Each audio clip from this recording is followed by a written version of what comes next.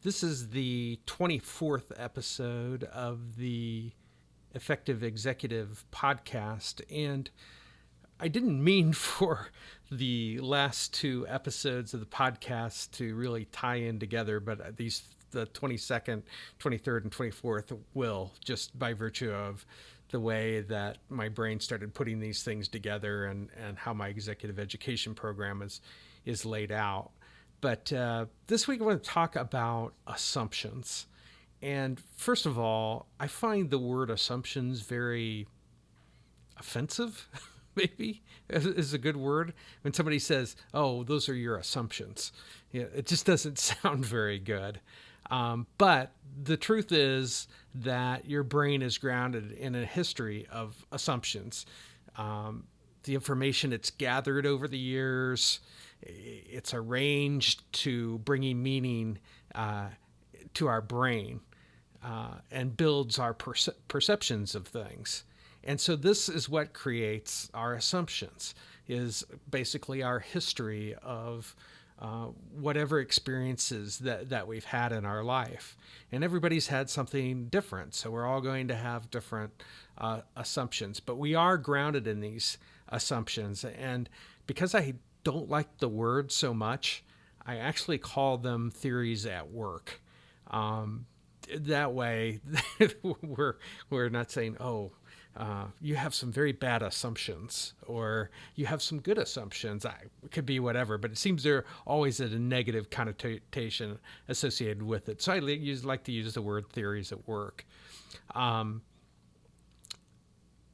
But our interest is created, going back to the last episode when I was talking about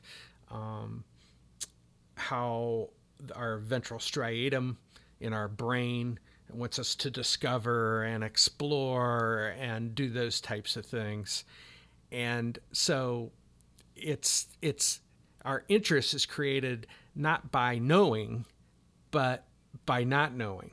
And that opens up a whole new world to us as far as being able to think about what the possibilities are. And one of the things I tell most executives is there's always a better way. There's a better way of doing a process. There's a better way of doing organizing your system. There's a better way of doing decision making. All those types of things can be done better, including coming up with new products and services that are better than the ones that you have. And this can potentially lead to disruption. So regardless, it's that our interest is created by not by knowing, but by not knowing. And so as part of my education program, you look through a thinking lens. And these are these theories at work. It's to identify what your assumptions or your theories at work are in your organization. How do you think about things? And when I'm working individually with executives, you'll find a whole series of sets of assumptions that they have about things. And then the real trick is getting them to challenge them. So you think about it this way: what are the other possibilities associated with it?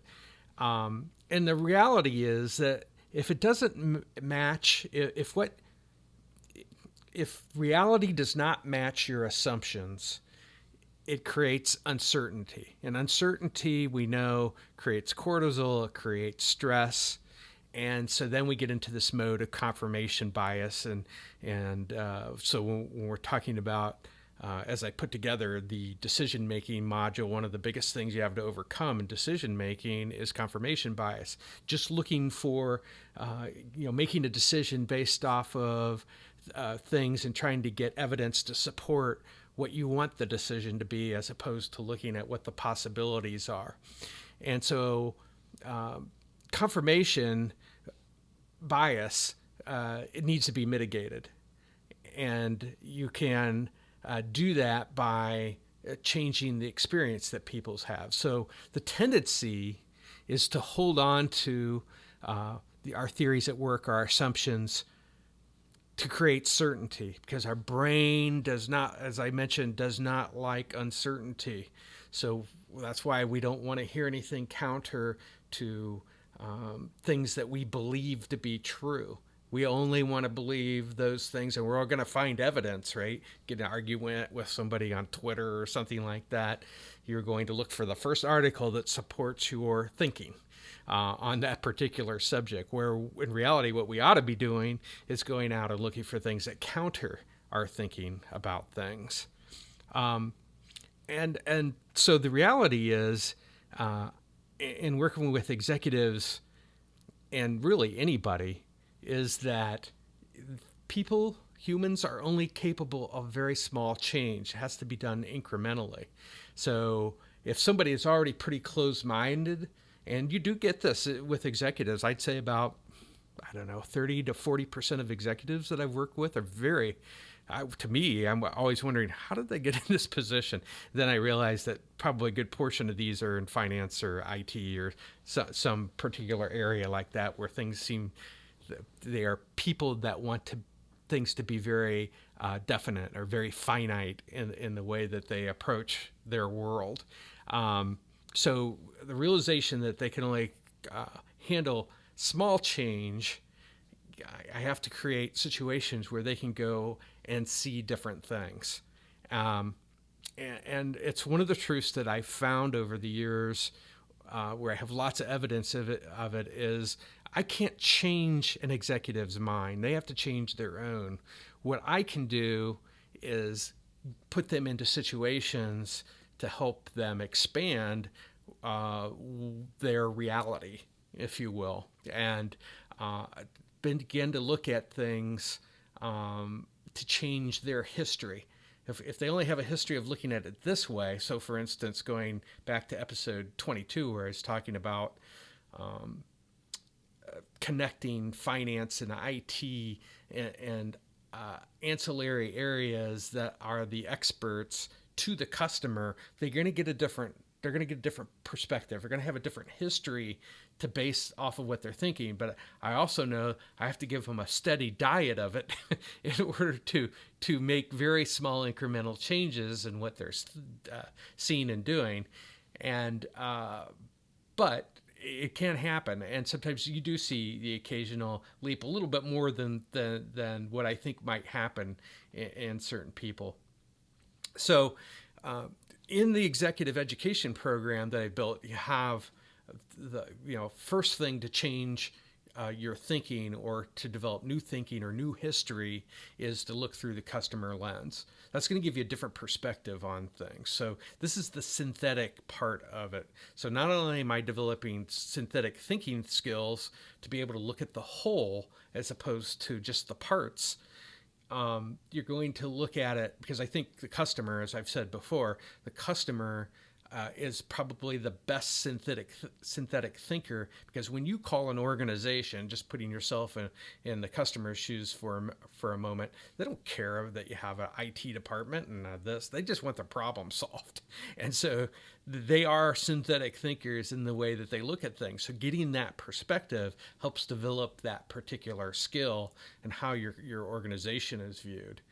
Now, if we look at things through another lens, which I call the thinking lens, then now we're talking about these assumptions, these theories that work in your organization, especially around control and motivation. Those are two big ones that affect how your organization is performing. So what do you think about those things?